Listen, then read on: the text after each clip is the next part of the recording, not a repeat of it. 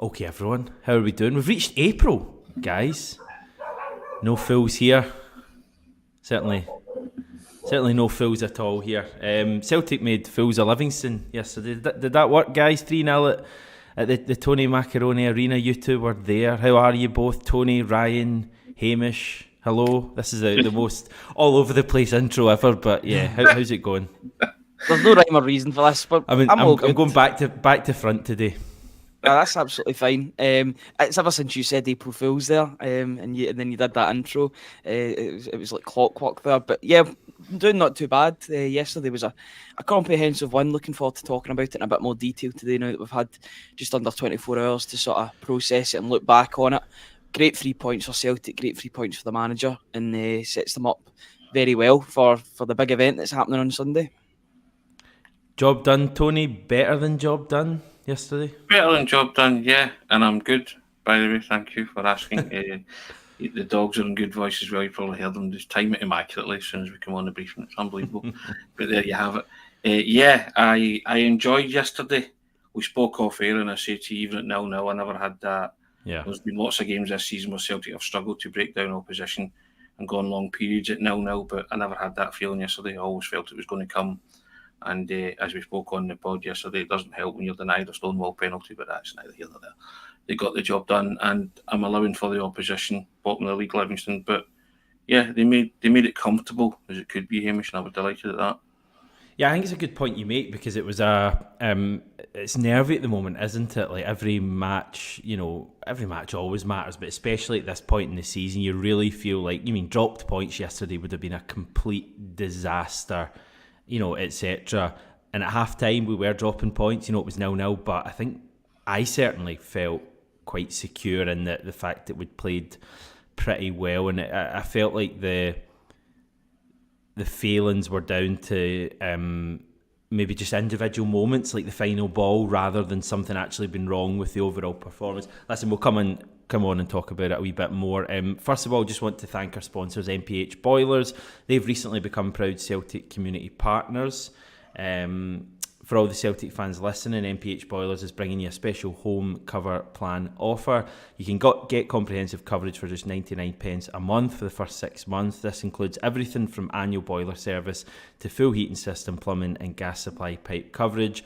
After the first 6 months, the plan upgrades to just £25 a month for the remaining 6 months, ensuring your home is always in top condition all year round. If you're interested, message MPH Boilers Facebook page, quote MPH Celtic, or phone them on 0800 779 7778 and quote MPH Celtic. Fantastic way to support your home this year, and a big thanks to them for supporting the show. Remember, their branding is around the pitch as well. And just a wee shout out for this sensational, fabulous deal we've got running.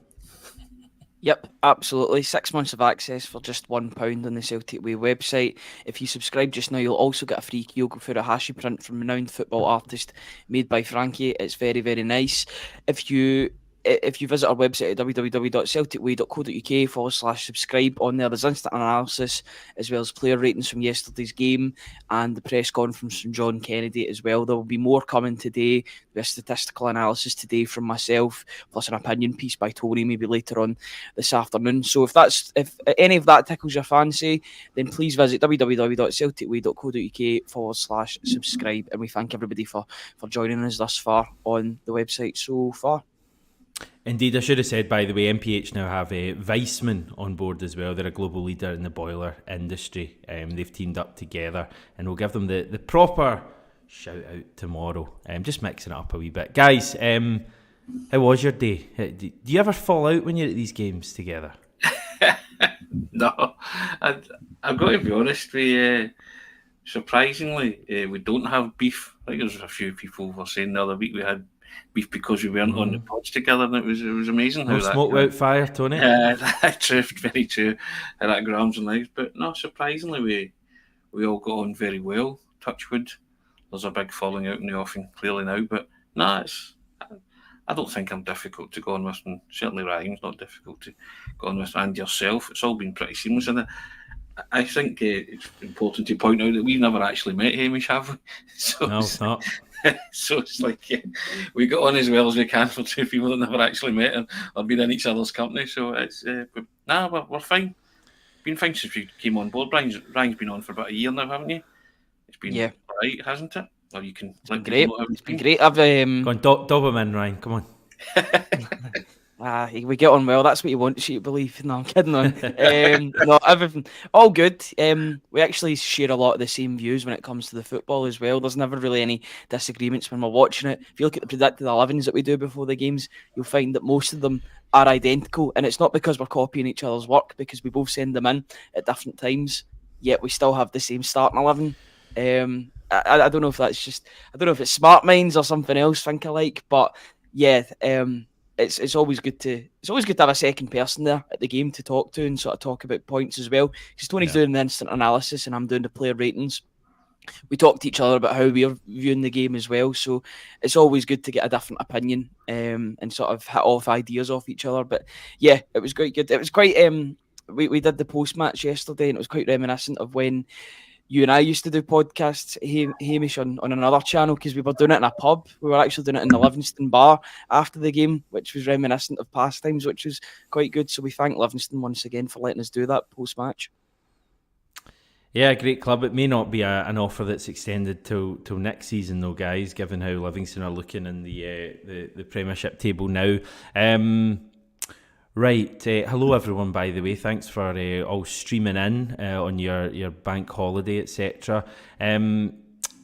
Hazel is already chatting about the penalty that wasn't given, so I guess it's going to come up. I always think you still have to talk about these things even when you win. The kind of temptation is to gloss over them when you win because it didn't impact it, but you know, goal difference, all of that stuff. I don't want to spend ages on it though. I can't for the life of me understand why the ref wasn't sent to the monitor when Kyogo was tackled in the box. Usually that would happen. Strange.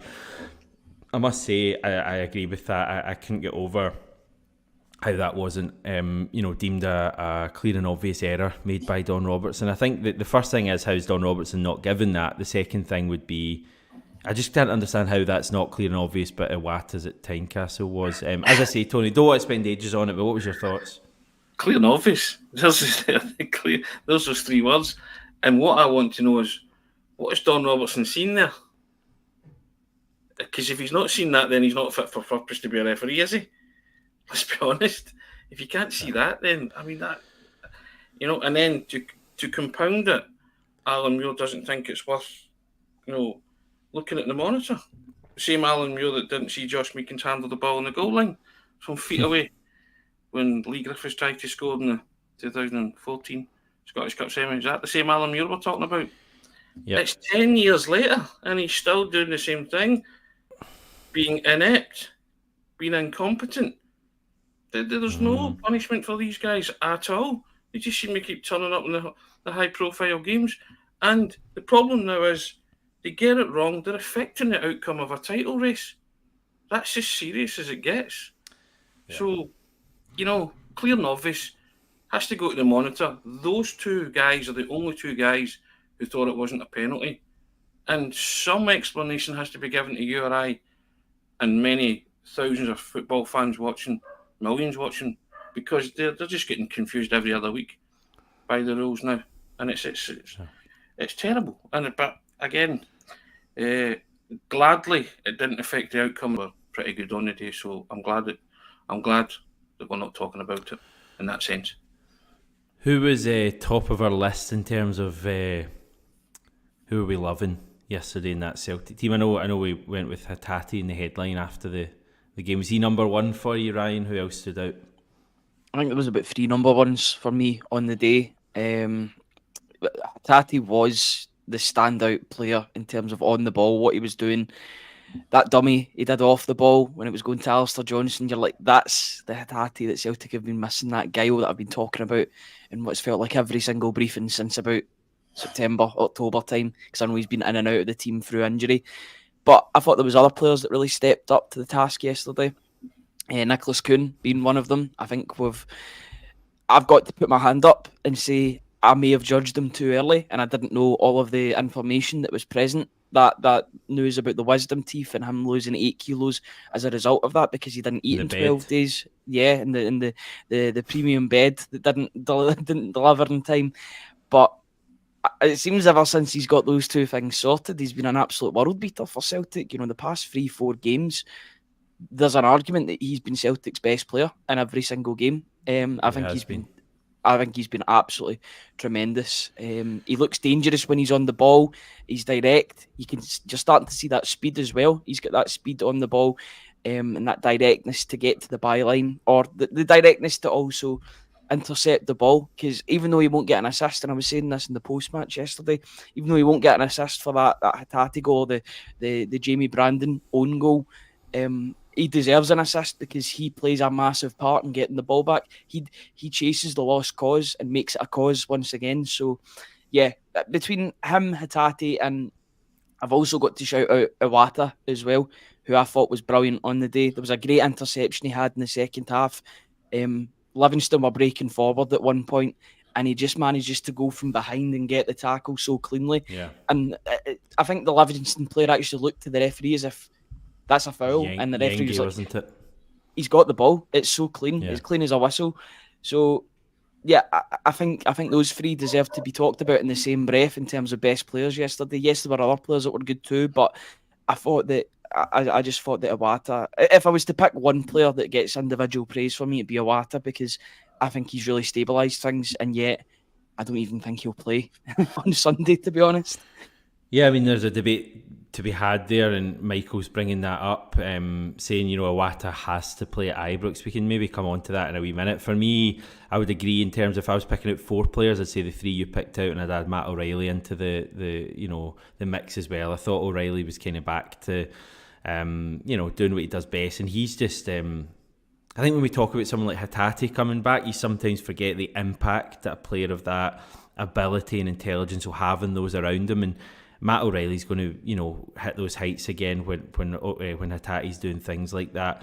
We had comments in on Friday, Tony. People, I don't want to single them out because everyone's entitled to their opinion, but people saying, it'll take Hatate the rest of the season to get up to speed and write off the rest of the season and all of that stuff. And within 2 minutes, I know it was against the poorest team in the league, but within 2 minutes, he reminded you why he's the most talented player in Scotland for me in terms of what he can do on the ball.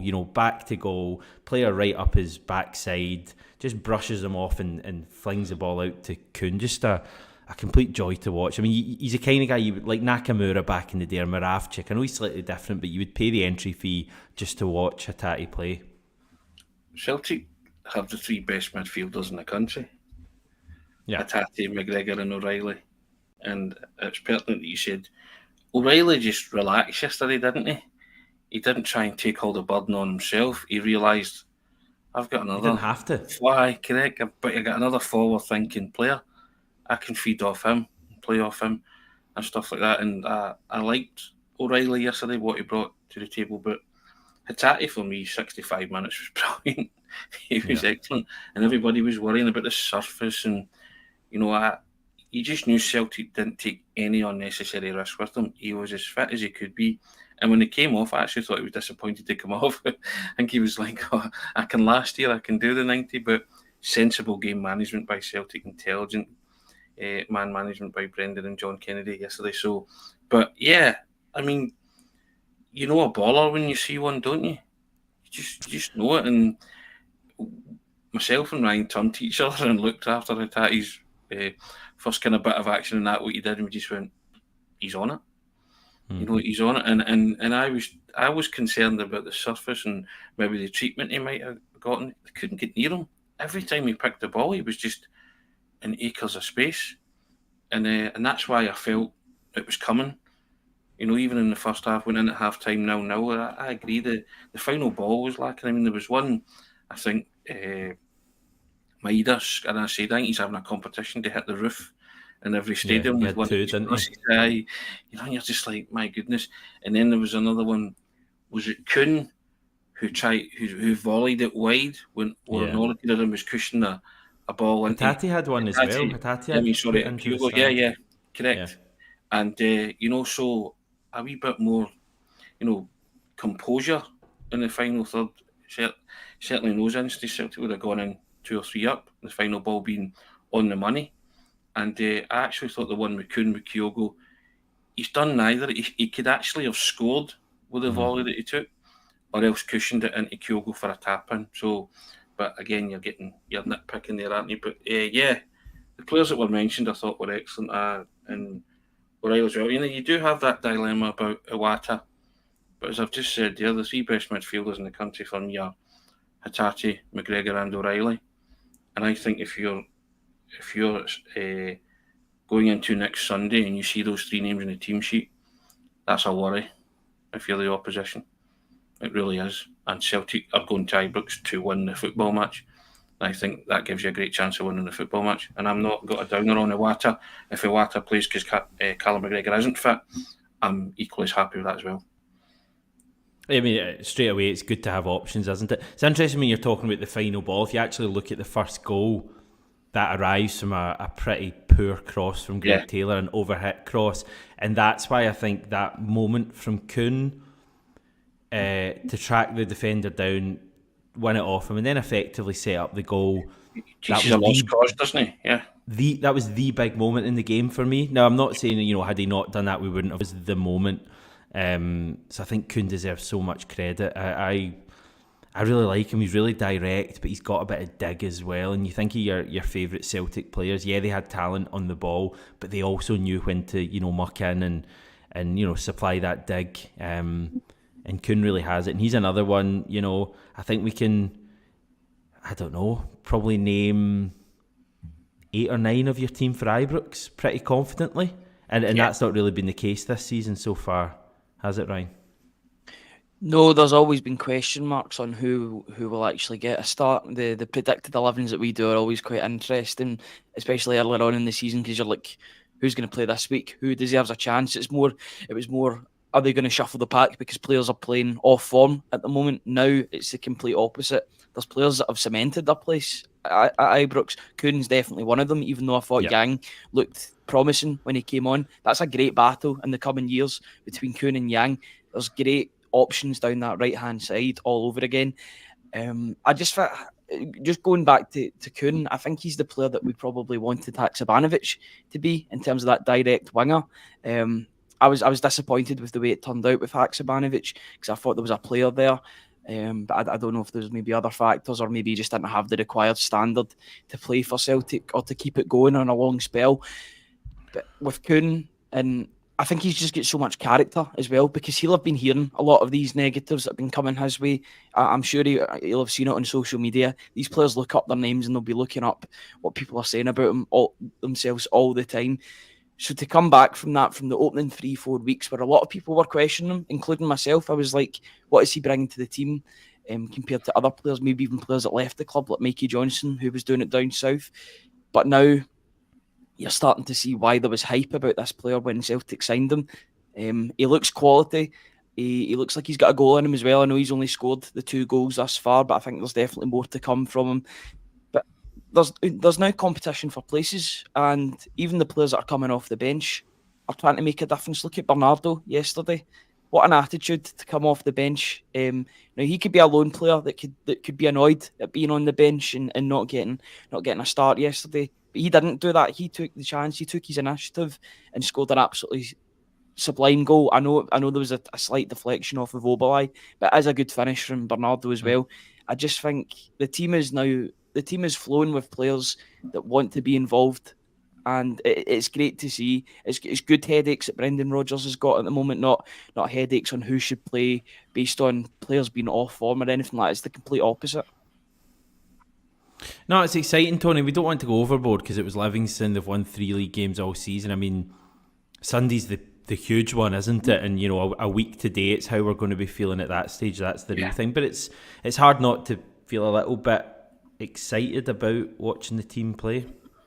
Well, we've not felt like this all season, have we? Really? And we take on board the fact that it was Livingston, but I think Celtic are going into this Rangers game at Ibrox next Sunday in the best possible shape that they've been all season. The only question mark's Callum McGregor, isn't it? And we'll find out exactly how fit he is this week. But as we've just said there, if he's fit 100%, he plays. In my opinion, Iwata drops out. And if he isn't, then Iwata plays. And I have no qualms with that. It's wonderful to have those options. You've got Yang or Kuhn. You've got Kyogo or Ida. You've got Hatate coming back in there and fitting in seamlessly as if he's not missed any football this season. You touched on it briefly yesterday, but would your only headache be centre back? Because Liam Scales yesterday was a bit rocky, wasn't he? But again, would you go this? Would you go for Rocky? Nice pun, Tony. Yeah. There's your headline right there. But that's a question you would ask, isn't it? But Liam Scales came in and did a job the last time at Ibrox, and he defended resolutely. But just over the past few games, you're noticing a kind of tapering off of Liam Scales in terms of performance levels. Certainly, my eyes are telling me that, but I've got 4 of them, so maybe I'm not right. But that's neither here nor there. But you know what I mean? So, but do you risk somebody like Nawrocki in a game of that magnitude? Probably not, but I think it's worthy of the question, isn't it? But Scales came through it the last time with flying colours, so yellow jersey stuff and all that, and I think Brendan quite likes him, doesn't he? So that's the thing. Yeah. For us, it's definitely a conversation we could have, but personally, I think it's futile because I'm certain Scales will start. I don't think Rodgers will change that because I think he really likes Liam Scales, and I'd be really surprised if he's not going to play Lagerbielke, definitely not. So it would be Nawrocki or Welsh, and I just don't think he'll do it for Ibrox. And it's not he said himself, the central defensive partnership's one he likes to try and keep, his uniform. Scales will start at Ibrox. I'm so confident of that. Yeah, I think that's a guarantee, to be honest. I think he's even more riskier to play Nawrocki, throwing him straight in from the cold. He's not played since what? Can I can't just even say remember the last time he played, to be honest. Can I just say I would personally start Nawrocki rather than Scales if I was a Celtic manager. I don't think it'll happen, but I would. I think Liam Scales was our poorest player by a distance yesterday.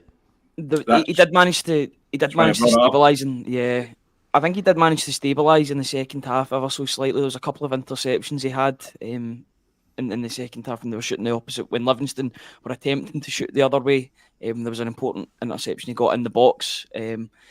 But in the first half, you could tell that Yengi had a job to do in terms of trying to get the ball off of Liam Scales. He knew very, very quickly that he wasn't getting any spare change off of Cameron Carter-Vickers. There was a point in the game, actually, where he looked to square up with Carter-Vickers. I was talking about this in the post-match as well. And then I think he realised, maybe I shouldn't square up to Carter-Vickers. This guy is literally the human embodiment of a brick wall. So he didn't do that anymore. He didn't get anything from Carter-Vickers, but hardly anybody gets anything from Carter-Vickers, to be honest with you. So he stuck with Liam Scales, and there was a couple of points where he was out-muscled. That could be a problem going forward if teams are targeting that position, much like European teams did with Greg Taylor.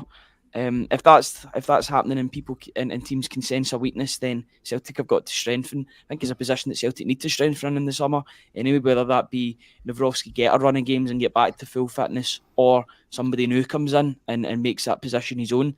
But I think he's fine till the end of the season. But along with the goalkeeping position, I think it's one of those goalkeeper and left back and centre back. Those 3 positions they'll need to be filled in the summer, I think. So just quickly for you two, if you had the choice of a partner for Carter-Vickers, who would, if you were the manager, who would you start at Ibrox? In an ideal world, it'd be Nawrocki, but Nawrocki's been injured the whole season. Yeah, it's going to be Scales. Yeah, I would say the same as you, Hamish. I would want Nawrocki there for height alone. I just think that somebody like Dessers might target Scales, and he might be told to target Scales. Nawrocki came into the last derby cold and did well. I know he came off the bench even worse and did well. So he can be trusted. Yeah, 100%. So and again, I don't know if the manager maybe look at that this season training and see if he can work on it. It's just, and it's not a Scales bashing exercise. It's what I'm seeing with my own eyes. He just looked a wee bit more shaky in the past wee while, and you can see a couple of times he tried to come forward and he get dispossessed. He lost the ball in vital areas. Now, Livingston didn't profit from it, but a team like Rangers could pick you off if that's the case. If you're losing the ball in those kind of areas, that's what I'm talking about. And I've been an admirer of Scales and what he's brought. This season played really well, but this is a huge game. But again, it would be a huge risk, wouldn't it, to tinker with your central defence? But I think you said it yourself. It was a weak link yesterday, and he's the only one that at this moment is giving you cause for distress and alarm. I don't use the word fear because everybody else is, stepping up to the plate. I just don't want Rangers to target a certain individual, and I just think Scales is the certain individual that they would target as a potential weak link. That's all. That's the reason I brought it up, because his form has been poor, So yeah. But as you rightly pointed out a minute ago, Tony, people were questioning him big time before the last derby at Ibrox, and he was the best player. So he was excellent. Yeah. But I mean, for me, the other slight concern, just because I think a lot of the players are playing at a really high level. Certainly yesterday, I think for me, Greg Taylor's still a little bit off what some of our other players bring us. That's a position for me really in the summer I want to see us improve on. But seeing as Greg Taylor is the only left back currently employed by Celtic, I'm guessing he's going to start at Ibrox. There was a point that he went down in the second half. It was either first half or second half actually. I remembered exactly where it was in the pitch, and you're like, oh my, Celtic only have one left back here. And I know Alexandro Bernabei wouldn't be the most ideal option, but if you've only got one left back, then that can cause problems, because then it would mean that Liam Scales has to move into the left back position, or Tony Ralston has to go into the left back. It definitely is an area that Celtic will be spending money on regardless, because they need a second choice as well as potentially a first choice, or a second choice that's going to provide more competition to Greg Taylor to eventually be a first choice player. I just think that Greg Taylor's been outshone at the moment by his opposite number in Alistair Johnston. I thought it was another really good performance from him yesterday. I think he's upped it considerably over the past 4 or 5 games. The stats would also back that up, but I just think there's a mutual understanding between Johnston and Kuhn down that side. They know when to go and when one to sit back and another one to overlap. They seem to have this good connection with each other, and I've noticed it with Johnston and Yang as well. It seems as if Johnston's a really good facilitator for his winger on that side. Yeah. Seems like a very good teammate. And, John Kennedy yesterday was talking about leaders in the dressing room, and he mentioned Alistair Johnston as one of the leaders. Now, he's only been at the club for a year, and it doesn't really surprise me that he's one of the leaders in the dressing room, because he's a good talker, clearly, and he certainly puts himself about on the park as well. So, yeah, I'm delighted to see that his form's taken a turn for the better, to be honest. Yeah, I thought he was good again. Should have probably had an assist for Kyogo if he just kind of played it a bit softer. I know it was given for offside, but he was onside. He was behind the ball, Kyogo. Just a few comments I'll rattle through. You're all going for it today. Nearly 600 of you on live at the moment. Pete saying some of the football was excellent. Link-up play was great. I thought the performance of the other three at the back showed up the drop in class of Scales. Feel for the boy, but he's not got it. Not Scales bashing here, but Jason saying he reminds running with the ball. Scales running with the ball reminds him of going into the kitchen and wondering what he's doing there. Happens to all of us. As I say, Michael saying Iwata has to play at Ibrox. We've kind of covered that. Natalie saying Paulo Bernardo looked really good when he came on. Chilpil bringing up the Livy keeper Shamal George. Surely if they go down, he'll be looking for a new club. He wasn't great for O'Reilly's goal, but he made a number of really good saves. I'm always kind of impressed when I see him, actually. Would he be an upgrade in someone like Scott Bain or Ben Siegrist as a backup? I'm not sure. I think that third goal cemented it for me. He was making saves that maybe, not saves that he shouldn't be making, but good saves, sort of highlight reel saves. But there was one that went straight at him from Matt O'Reilly, and he allowed it to palm in. It's not a great one. I've seen him a couple of times before, and he has been. I don't think Celtic's his level. I think he'll try and get a move to like a. I don't know, I'm just naming teams here, but like a Dundee, St Johnstone, maybe that. I think he'll stay in the Scottish Premiership, or he'll go down south, because if he was at Liverpool as a youngster, he'll clearly have contacts in the game and people knowing all about him. But I think it would be too. I want that position to be sufficiently strengthened. I'm fine with Scott Bain being a number 2 or a number 3 if he's happy with his lot there, and he maybe plays 1 or 2 games a season if required. But I'm just looking for a real standout goalkeeper next season. That's got to be.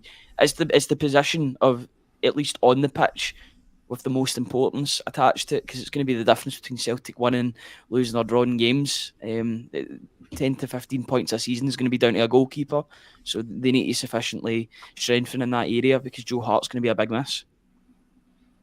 I always look back to Martin O'Neill's era, and they signed like Rab Douglas and Javi Sanchez-Broto, didn't they? And all of From which Livingston. I thought Sanchez-Broto was the better of the two goalkeepers, and they would have won the UEFA Cup final had he played in goal. You know, Rab Douglas always looked good because he had a lot to do, a bit like your man yesterday. You know, but when they come to Celtic, it's, you know, as you say, they might not have a lot to do, and what they have to do well. You know, that's the kind of thing. So it's a different kind of pressure. But you talk about, I suppose, if they should be on sort of lists of persons of interest, as I always call them, you know, just keeping tabs on them and see if they're okay. Celtic do need to strengthen the goalkeeping position.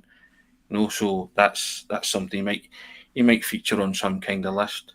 Yeah, Ryan points out the goal yesterday, Matt O'Reilly's goal kind of came straight at him. Yeah, but you seem to tend to find that a lot of goalkeepers that turn up against Celtic, don't they? And they look good and they play well. They have the kind of Kelly. Yeah, that kind of stuff. So, you know, I guess if you'd be derelict in your duty if you're not doing your scouting work and looking at guys like this. But I'm with Ryan. You really need to be solid on who your next goalkeeper is, you know, because it's a hugely important position for the football club, as Joe Hart has proved. So, yeah, and I think Scott Bain's decent enough backup, to be fair.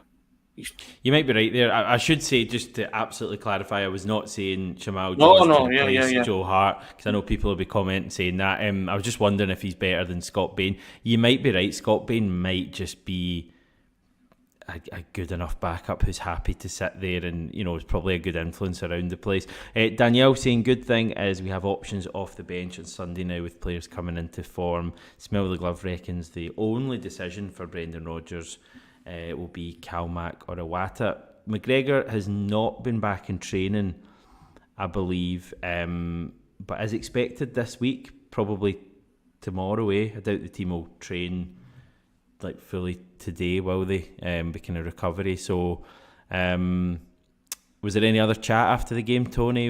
Did you hear any nuggets? He wasn't. John Well, Kennedy, he was asked about. Was he asked about Callum McGregor? He just sort of. Yeah, those comments were held back, so they'll be out tonight. But he didn't really give too much of an update. There was a bit kind of cards close to the chest. Not like you looked at him and thought, right, I can make up my mind here on that one, you know. So that's why I was kind of like, yeah. But no, I listened to that. I think if you get Callum McGregor, who's played a lot of football, has missed a tiny bit of football just there, and another week's training as well. You know, the bottom line for me is, like Hitati, if he's 100%, he'll play at Ibrox.